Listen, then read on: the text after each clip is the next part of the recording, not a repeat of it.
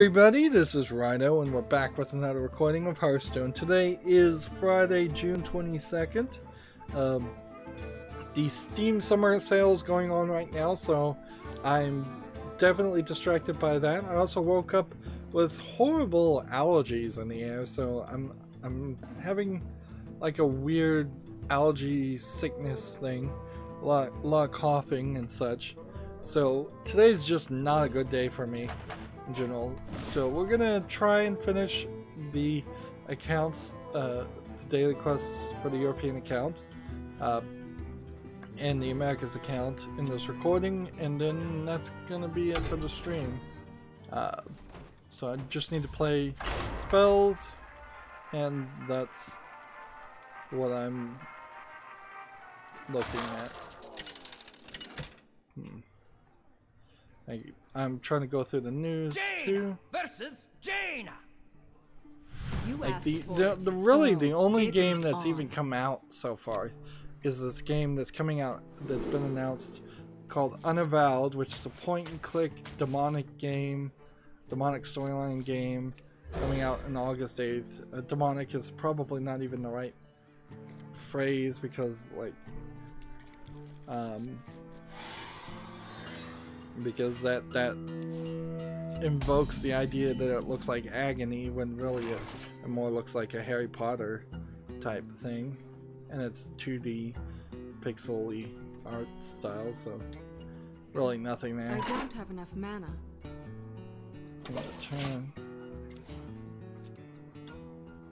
So I've seen several articles. PC Gamer has an article, why Bethesda announced the Elder Scrolls 6 at E3 with so little to show for it. What's the point? The point, of course, is so that they shut up people asking if they're making another Elder Scrolls game or is it in development. By showing that video, they can say it's in development now. We've developed that one video, that one picture, that one hill. It still probably could be 5 to 10 years off, but it gives people something to talk about besides Fallout 4, which was kind of not a great Fallout, and so Fallout fans can talk about Elder Scrolls 6, Skyrim fans can talk about Elder Scrolls 6. Apparently there is also an admittance here that Elder Scrolls Online is starting to be put on the back burner because that wasn't really mentioned, and I think last year and up until this point they have been trying to just say, well, if you love Skyrim, play Elder Scrolls Online. It was literally the smallest amount of effort you could possibly have done to just say, yes, we've officially announced we're actually working on this game. It's not just rumor and speculation. Right? Moving on, Gamasutra has an article, Nintendo and Microsoft partnered to bring the cross-play of Minecraft on the Switch. This is the update, the Better Together update that has cross-play between the Windows 10 version, Xbox One version, and smartphone version of the, I think it's called Bedrock edition of the game. Like, there's too many editions of Minecraft, and it's definitely not the Java version coming over, which is the main version I think people would still want to play these days. Although kids probably don't care. Play whatever Minecraft you can get on your Switch and play with your friends on mobile. Let's see, we've got a game on Steam called Dust and Wheels. It's an indie casual racing sports arcade action game according to the tags. The graphics don't look good enough. I think racing games in particular have a rather high standard of graphics that they need to have, and so you shouldn't even jump into that realm of making a racing game unless you've got a a few $1 million to license car and make them look really pretty. You probably need to license real cars and make them really pretty. Dust and Wheels is 10% off at $10.79, and at that price I could not suggest at all. This is also the first game from that developer. There's a game on Steam called Plane, P-L-A-Y-N-E,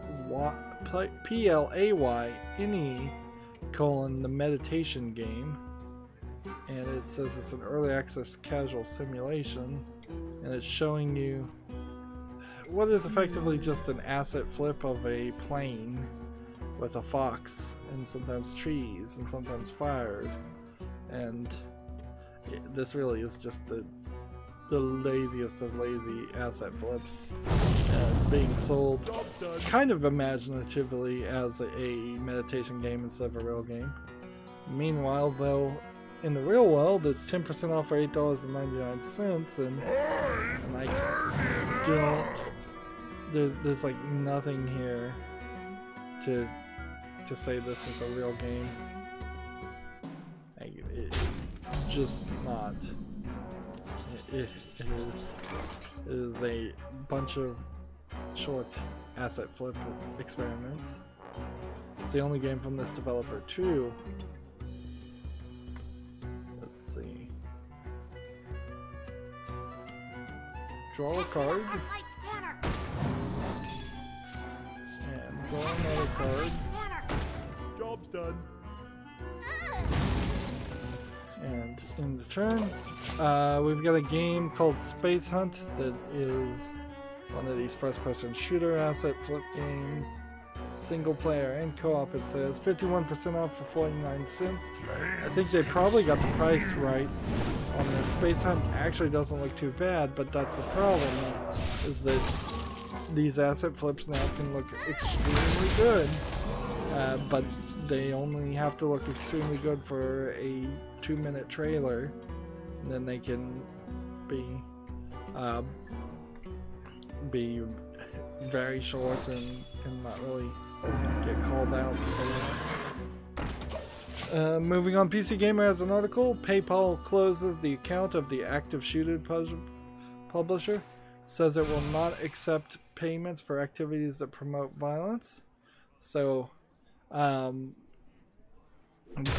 thing there is PayPal has always been very random, certainly, and willing to shut down people's accounts.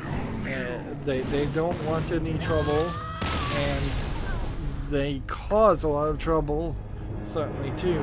So PayPal's not really a trustworthy service to work with, because inherently they're also not working with the most trustworthy group of people that are using their service, but also PayPal does some crazy things where they put money in hold forever, and so you can't actually.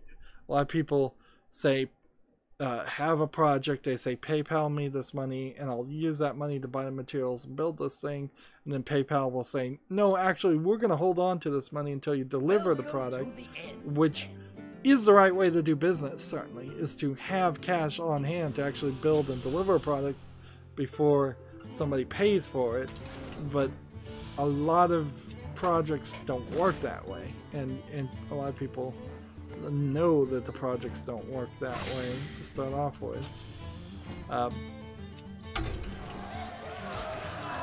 So Kickstarter and Indiegogo have certainly become a lot more popular. Well, apparently I've never finished this arena run, so I need to go back to the European account and see if I finish the arena run on that one. Let's see. So as of today, active shooter can no longer be purchased by PayPal. I'm not sure this game was ever actually delivered on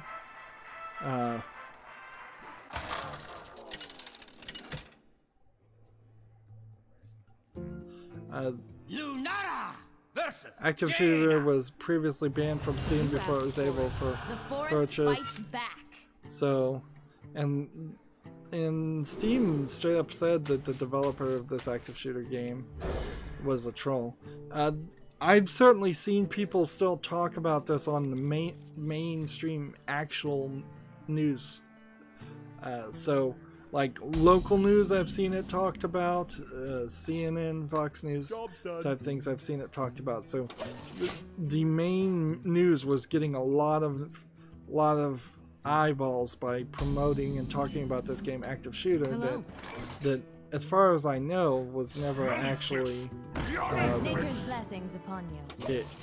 I don't think it was ever actually available for purchase. Let's see, let's go to their own site and see if you could purchase it. Right now it's labeled as out of stock for $20, and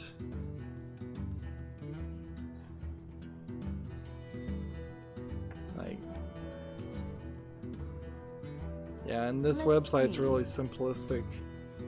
I wouldn't put any money in it. Yeah. I'm not sure this game ever was actually delivered in any form or fashion. We did know that he claimed that they were gonna sell it on their own website, which, I mean, they can do whatever they want, but PayPal certainly is not gonna take the money and process the money for you. Nobody wants to be anywhere close to active shooter. And frankly, that's just, you made a controversial game and you didn't have the money or intelligence on how to advertise that game well.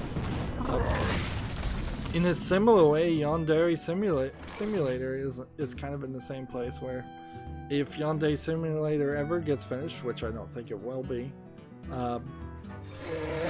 the odds are going to be very high that PayPal wouldn't take the money, and Valve may sell it, but maybe not. You can't stream it on Twitch even in its early access. You just don't have a good press release out there to explain how this game is not a game where you play as an anime girl running around killing other anime characters and that are children. And I don't know, it is that game, so I don't know how you explain that that's acceptable because you're telling a really good story or because you're making really good art. There's a game on Steam called Survive the West. It's an early access action RPG indie game. It looks like a cheap Fortnite clone, actually. Or, I don't know, it has like a decorating aspect as you're running around shooting people.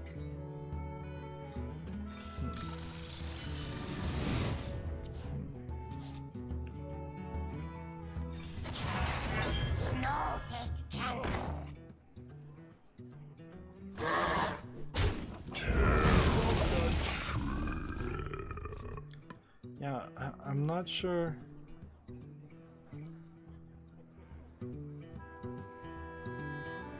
Says you hunt and collect resources with friends and build up your own fort to protect your gold and explore the world.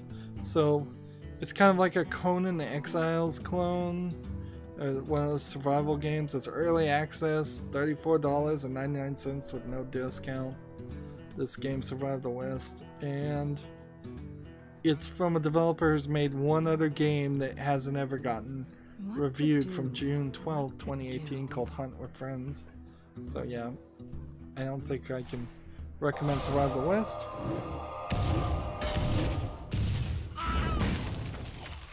As cool as that. Battle Summoners VR Basic is on Steam. I think this is an early access VR version. Yeah, it's a free-to-play VR version of Battle Summoners, which is, I think, a card game, collectible card game. Or maybe this is just a game I saw earlier and thought was kind of interesting, but nobody's going to be really into playing it. Yeah, there's a Battle Summoners VR that is $6.99, and there's a Battle Summoners VR Basic that's free to play. And the only other game they've made is called Korean Scary Folk Tales VR, the Forbidden Book.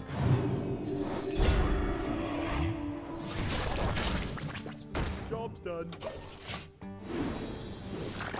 So yeah, I don't trust Battle Summoners or this company to make what they're showing.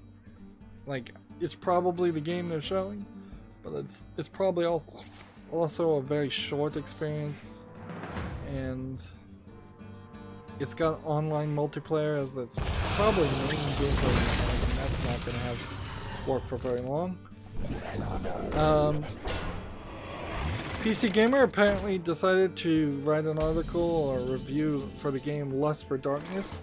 So the title is Lust for Darkness is a cheap survival horror game that treats genitals like jump scares not safe for work.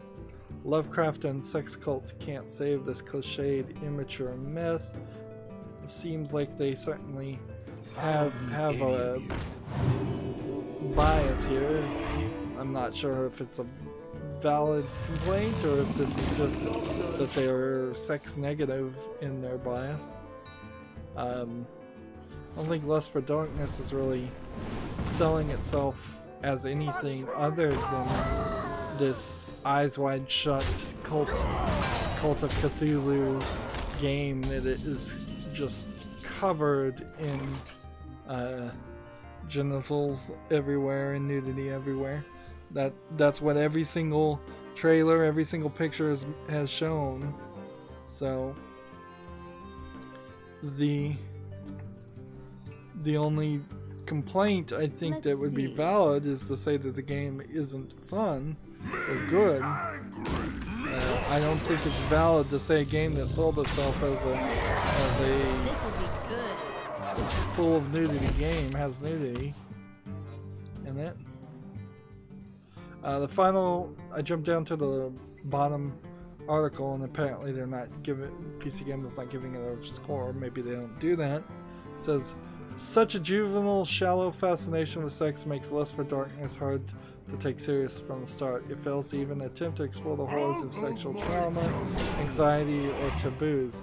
What? Like, what in the world do you want here? Like, are you promoting that everybody in the game should be rape victims and have anxiety? And as far as taboos, there is a very small taboo of certainly being into Cthulhu-esque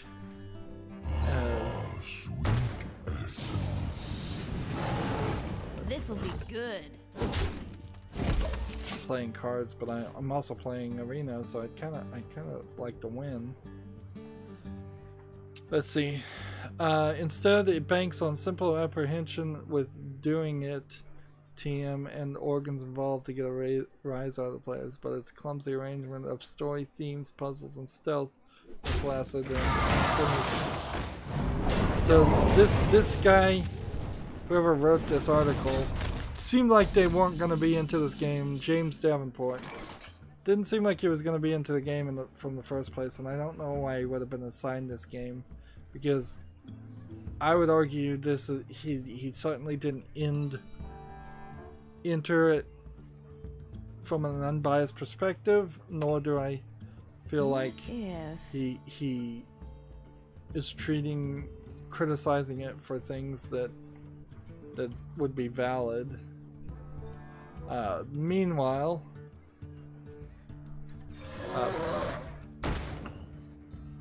I would like to point out that Lust for Darkness came out June 12th in 2018, so it's been about a week or so, and it is mostly positive at 72% of 394 users saying it's positive in the last 30 days.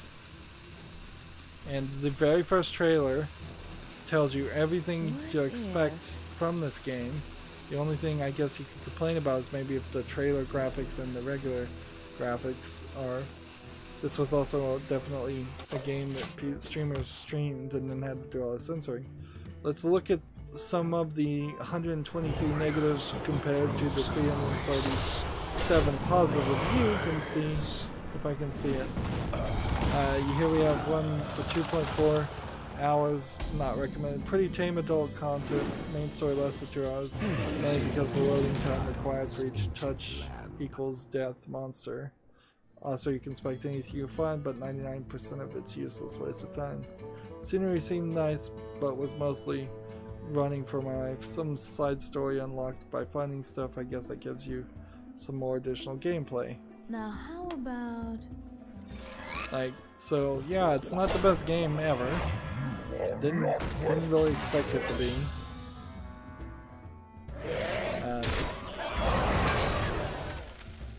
This'll be good.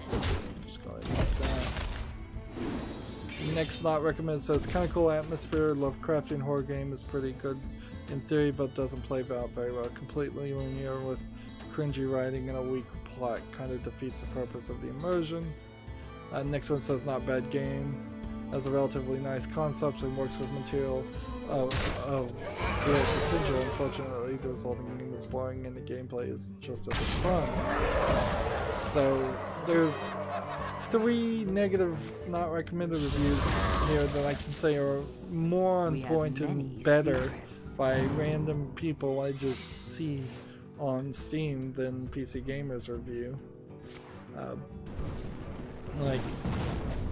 And yeah, I could get that if you're working for PC Gamer, you might get assigned a game you're not into, but that's really where you need to excel and show your skill and professionalism as a video game critic. Like that's when you start doing some research. That's when you say, actually, this is where I need to learn. This is where I want to show that I can cover a game that is not in my wheelhouse. Let's see. Well played. This'll be good. Here. Like, and I don't think anybody really thought Lust for Darkness was going to be a great game because it's from a new developer. They're asking $14.99, so you are certainly paying premium for what you're getting. But compared this to Agony, which was the overhyped game by PC Gamer, and they talked about it over and over and over again. And never did PC Gamer as an organization make any complaints about the nudity that was being shown in Agony.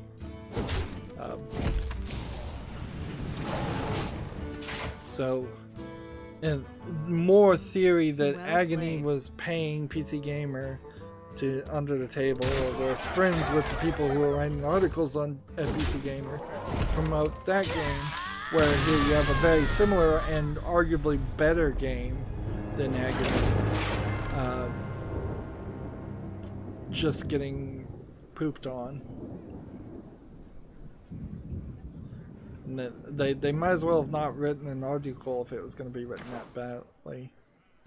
Moving on, Microsoft uses blockchain to deliver royalty statements to Xbox game publishers faster with significant efforts reductions. This is there's some kind of Microsoft article here. I don't know what this really means though. Like I literally don't have a clue what What set is that from? We don't have that one in my timeline. Let's see. So I got a card pack and 30 dust. I got confirmation that you really do need to pretty consistently get 7 wins in arena and play about 2 or 3 arena runs every day if you want to make money on it and be free to play. Let's see.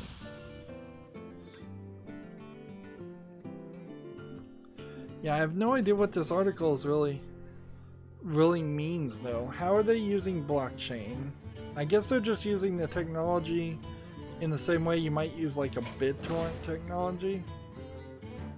Let's see. Like, I guess that's the idea. And I don't know what royalty statements really are. And I guess maybe royalty statements are to say that you get this much money from the sales on your game. And I don't even know why blockchain would help there. Is it just a security thing? Or what?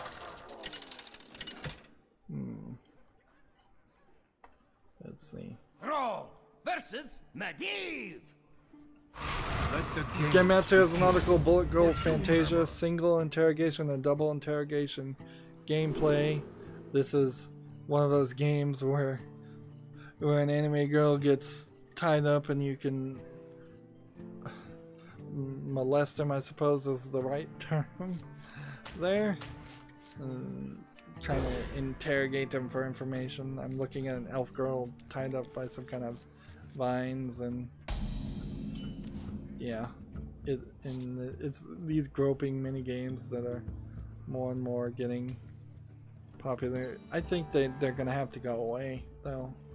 Like, there's just gonna be too many of them to the point where Western video game developers are gonna, and Western news media are gonna start talking about it, just showing how ridiculous it is. Apparently double interrogation, there's 2 girls at once. These are the cheese. This is the equivalent, like Bullet Girls Fantasia is probably the equivalent of a low effort Steam game, and it still looks like way more effort was put into it. And I think that there actually might be a market for something like Bullet Girls Fantasia, where most of the low effort Steam games have no market in my mind at all. Moving on, PC Gamer has an article, EU votes on a copyright that could kill memes and open source software. Apparently this, the EU's Legal Affairs Committee has voted in favor of a legislation that is like incredibly bad. It seems like from a United States person's perspective that the EU really wants to ruin Google and other Western online companies, and that's a big deal. And there's like a terrible law from what I'm hearing. And to the point where I wouldn't be surprised if it ends up being the case that Google and other large companies pull out of the European Union. Or I've also heard that large companies will stay in the European Union, but all the small companies will just get shut down, and instead of being able to go to like Google or Bing or Yahoo to search, it seems like there is a possibility that that none of those that you'll only be able to do Google, because they're the only people that can jump through all the legal hoops to continue to be within the law. Some of this has I think to do with the TPP, and this is what corporations have wanted and governments have wanted for a long time, is to censor through copyright claims, through not considering fair use and making copyright stricter and stricter. And because the United States pulled out of TPP, this might just be a backdoor way of doing it. So we'll keep an eye out on that, and I don't know, maybe we'll all have to just jump to the dark web so we can see our memes and be on any websites. Like, even now the internet is not as good, I think, as it used to be, because everything is just driven to Google, everything's driven to YouTube, everything's driven to Reddit, everything's driven to Instagram. No longer are there small little web pages where one person can put up a web page and and just do whatever they want. Anybody that tries to do something like that more and more gets faced with DMCA claims, and the DMCA is another great example of a law that was passed without being understood. Moving on though, we have a game called Planet Reserve that is an asset flip. It says high level difficulty shooting game. That's its only description. It's an asset flip, it's a scam. It's 10% off for $26.99. Laughably expensive. Let's see.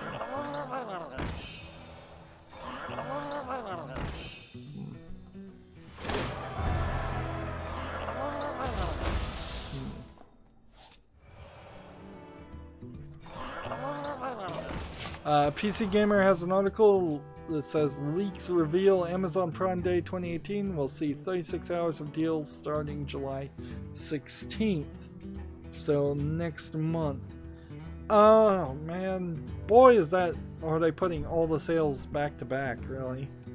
I imagine Prime Day will be a good day to buy things, but assuming that there aren't tariffs that are happening between like China and the United States. If there are tariffs happening, all electronics may be so crazily expensive that even on sale you might be paying more than what you might get electronics for in 2 or 3 months or a year or 6 months from now. So like all sales, I would say don't go crazy with it. But yeah, there's definitely some things I'm gonna try and pick up. A lot of Raspberry Pi things I saw last year on Prime Day that I got. Maybe they were good deals, maybe they weren't. Let's see, we've got a cheap Chinese game on Steam called Leap 2, L-E-A-P. It looks just awful. Awful. So we can ignore that. Yeah, I don't even know why I bother looking to see if developers have made a game before, because it seems like so many companies just pop up, make one game, and then they change their name for the next product. Moving on, PC Gamer has a article, Dark Souls Remastered Save Files Corrupted by Anti-Software. Bitdefender responds. Let's see.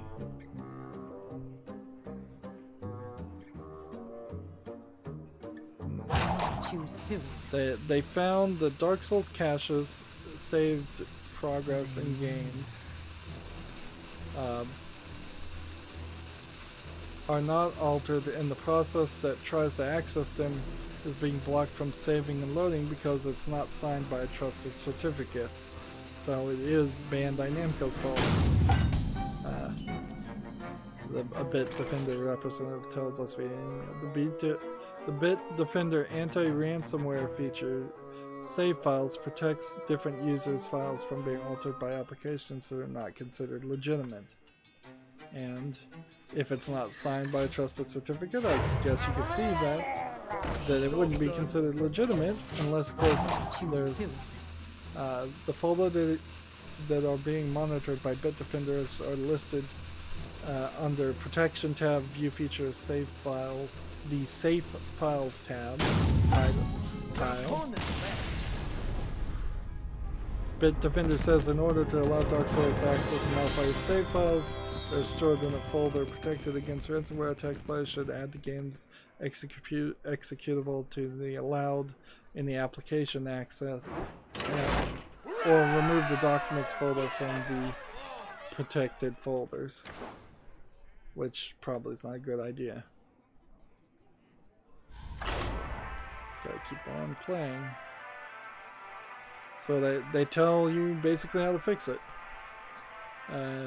But I also think Bandai Namco will fix it too with a signed certificate update.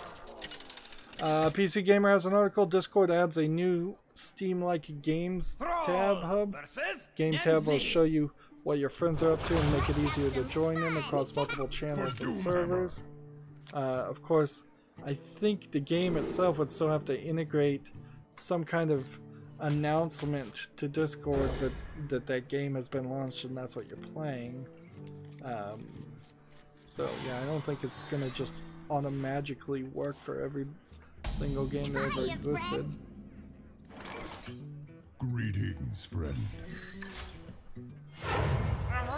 There you go. We've got a game on Steam called Fun Hospital that says build your own theme hospital, which is, I guess this is a cheap clone of Theme Hospital.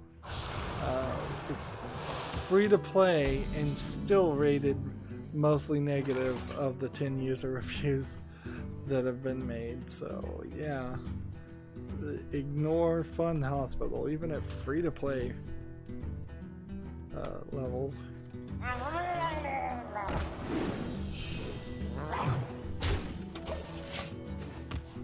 Let's see, I only have a little bit more news. Let's see. PC Gamer has an article. Gears of War 5 is, quote, built from the ground up for PC. It's early yet, but the Coalition's Rod Ferguson is confident that, about God of War's 5's PC variation. And variation is an interesting way to phrase that, I suppose. Because you're kind of admitting that the two games are at least in your mind pretty different pieces of software, not just ports. But I mean, that's good to hear too, because Gears of War 5 might be a really good point to get into Gears of War, since it doesn't have any of the story or characters from the previous Gears of War series. It might be the beginning of a new series called Gears of War that is not really the Gears of War people remember and love. Which might be a good thing or might be a bad thing.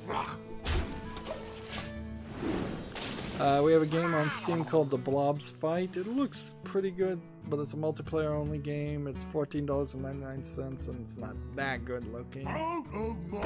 It's your standard fighting in a 3D arena, attacking each other and then trying to knock them around.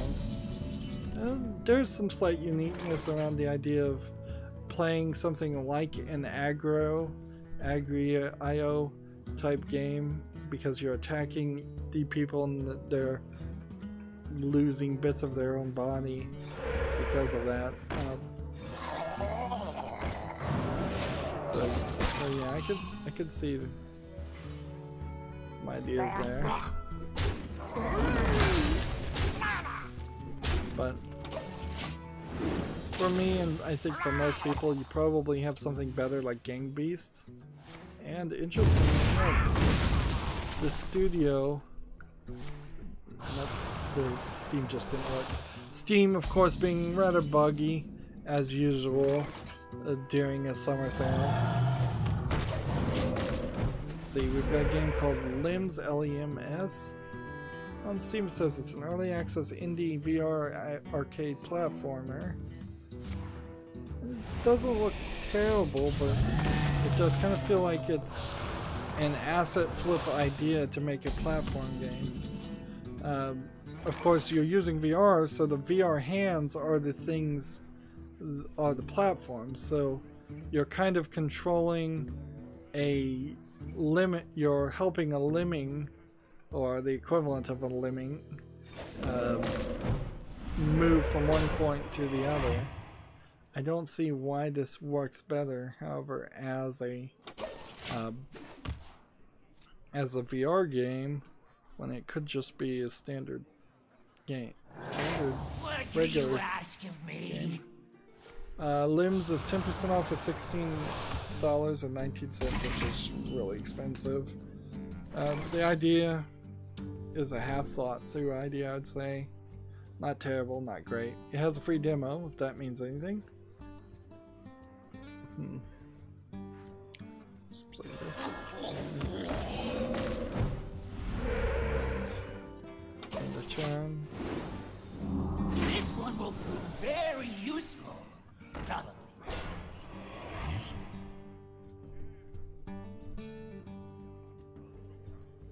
There's a trailer out for a Jake Hunter detective story, Prism of the Eyes. Let's see what this trailer looks like. This is a Gamatsu article. Jake Hunter, I think, is a visual novel mystery game that's only coming out in Japan. Yeah, August 9th. Yeah, the trailer's not really showing me much.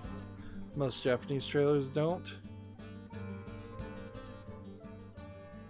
The maiden visual novel, Otomi maiden visual novels, Destiny Princess, a war story, a love story, is now available for Switch in Japan.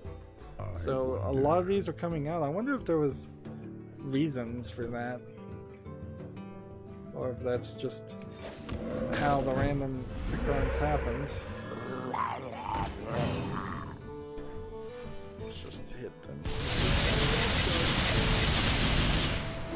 Gamatsu says Clannad for the PS4 launches June 21st in the US. Clannad is available on Steam. I probably would want it, want to play it at some point. I think Clannad in particular is the #1 visual novel I need to make an exception for. Let's see. We have Igor Nats. He said something in Russian, English please, and then he said hi min. H-I-M-E-N, probably meant hi man. So hello Ignore Nat. Your English doesn't seem to be that great, but I can probably figure it out if you keep short and concise, and it says. I wonder.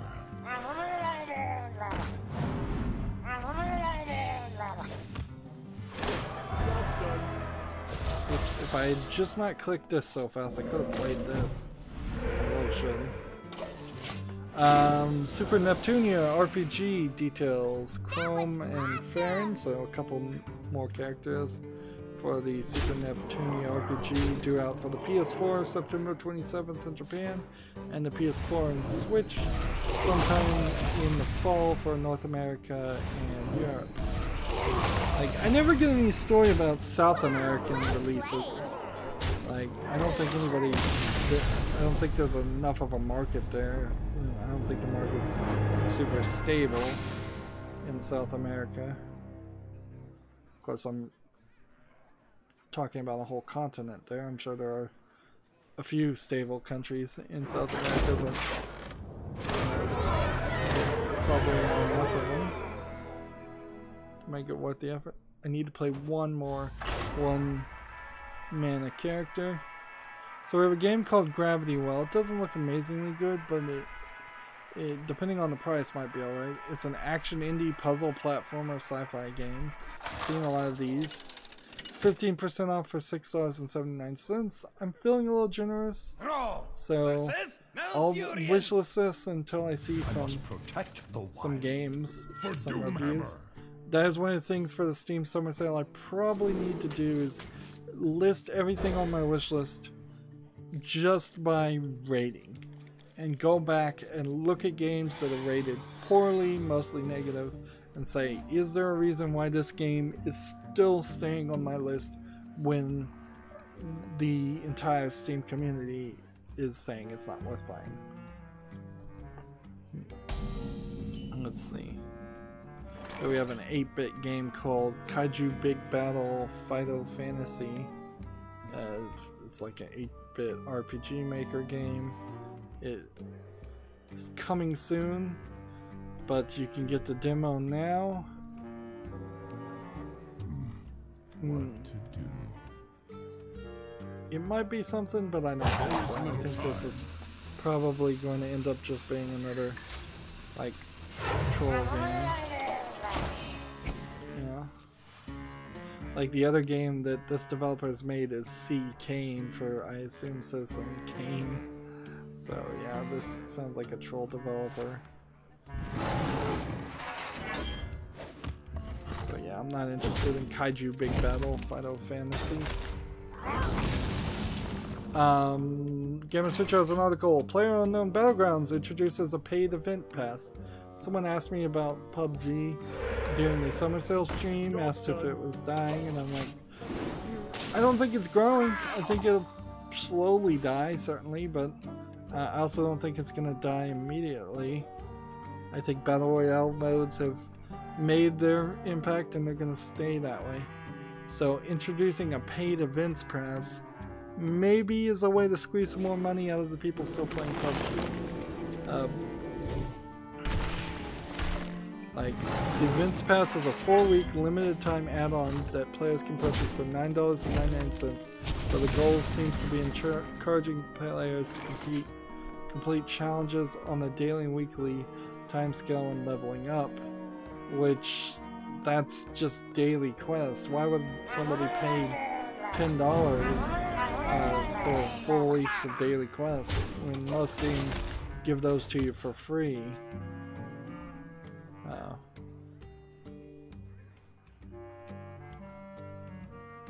Like, that's really crazy. I think I already talked about this. Gematsu has an article, Bandai Namco running a Little Witch Academia Chamber of Time feedback survey because that game was really poorly received and bad, and so maybe they will listen to the responses on that survey. Maybe they're just using the survey to get a justification for the game. Yeah, I wouldn't put it past a Japanese company or any company, frankly, to run a survey and respond to their shareholders going, well, while this game didn't sell very well, it was very highly rated in our survey, which doesn't really mean anything. Now I'm on the Humble Bundle store, and I believe there is a new Humble Bundle for games.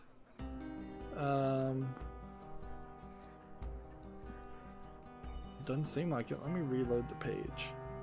I wonder. Nope. No new game Humble Bundles.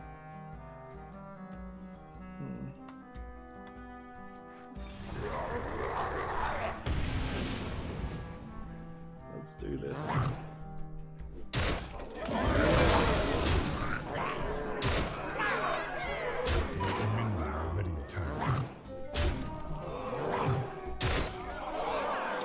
One short.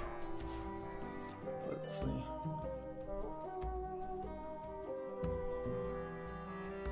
Yep, streams are still going up, and I can see. And on my Twitch, nothing. Twitch account's still not banned yet. My auto importer exporter seems not to work. Let's see. The special event on Hearthstone. Let's just double check when this happens. When does the Taverns of Time event end? Everything goes back on July 3rd, so we'll be done with that. And close that tab. Here's a good question on Steam. How come I never receive booster packs? Let's see. When badges get crafted for a game, booster packs drop. It's completely random. I'm over 1,000 games eligible for booster packs and get them almost exclusively for small cheap games, maybe every 1 or 2 weeks. Biggest question here is what's your level? You must have a high enough level and a large enough of eligible games. Let's see if you're at level 50, for instance, you're at a 100% increase, so double the chances you'll get a booster pack. I know somebody on Steam that's at level 277, so they are 5 times plus, 5.5 times plus, well, let's just say 5 times plus likely to get booster packs. I bet he still doesn't get any more. With small games not being capable of giving trading cards anymore, booster packs and trading cards are going to become a premium for the people who want them. Ideally, though, if Steam came out and just said, we're getting rid of the level system the way it works, and we're going to let you friend as many people as you want, and You don't need to level up. That system was stupid. It doesn't really work to do anything. I'd be super happy with that. Like I don't see why they're tying the number of friends you can have based on the number of trading cards you have, because that seems like a really odd way to down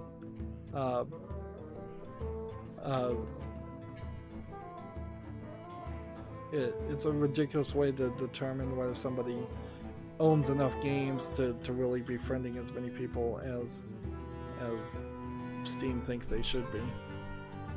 And then inherently, when does an hour end? In about 8 minutes. So I'm gonna just scroll down my Twitter. We're done for today. I don't think this is going to consistently be the case, though, that I just get 2 recordings per day. Even if it was, I wouldn't be interested too much of doing just 2 recordings. I'd break up recordings to be shorter. So I'm scrolling down Twitter just to see if there's anything new. Apparently there's a new Yokai Watch 4 teaser trailer. I saw a lot of Yokai Watch toys, not a ton of them, but a decent number of them at the Toys R Us that was going out of business. I looked at. Nobody I know, however, is into Yokai Watch. Darksiders 2 Definitive Edition, episode 23 aired on my channel 3 hours ago.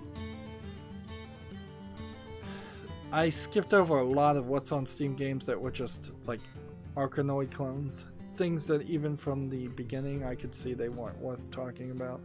If hopefully games still seem that obvious, so that I can skip over obvious poor quality games.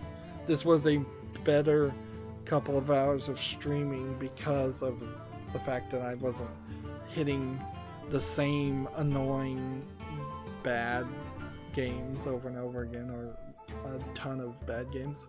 Assassin's Creed Revelations number 23 aired 3 hours ago on my channel today. I really wish I was eligible for premieres. I think that would be helpful so people could see my major amount of content that airs on my channel. I really, the numbers say people who subscribe to my channel and click for notifications still for the most part only watch Hearthstone. They don't watch any of the pre-recorded footage. I don't seem to be getting any views from that. Every now and then, Lego Batman videos, they get pretty good views, and I imagine that's just kids typing in Lego Batman to watch the movie, which shouldn't legally be allowed on YouTube. But yeah, I'm definitely not seeing even 2 or 3 views on most games, most episodes in 24 hours. Borderlands tweeted out another shift code. They do that all the time, but figure I'd mention that. And I think pretty quickly I am going to get to the bottom of Twitter. Twitter has stopped doing as much as they used to as far as putting old things hidden behind new things, hidden behind old things, and just changing the way your feed looks. The Unreal Engine did an awards event, and they gave out some awards to games made with Unreal that was shown off at E3. That's basically just cross-promotion, and I don't think they're really pointing out any games that anybody missed or didn't see. Because of the Steam Summer Sale, it's pretty easy to forget that it was only about a week ago that E3 happened, and then have to, I guess I don't have to really think about or evaluate, was it worth my time to cover E3? I think just as a video game critic, it's important for me to get that information. Allegedly, it's Take Your Dog to Work Day today, according to people on Twitter.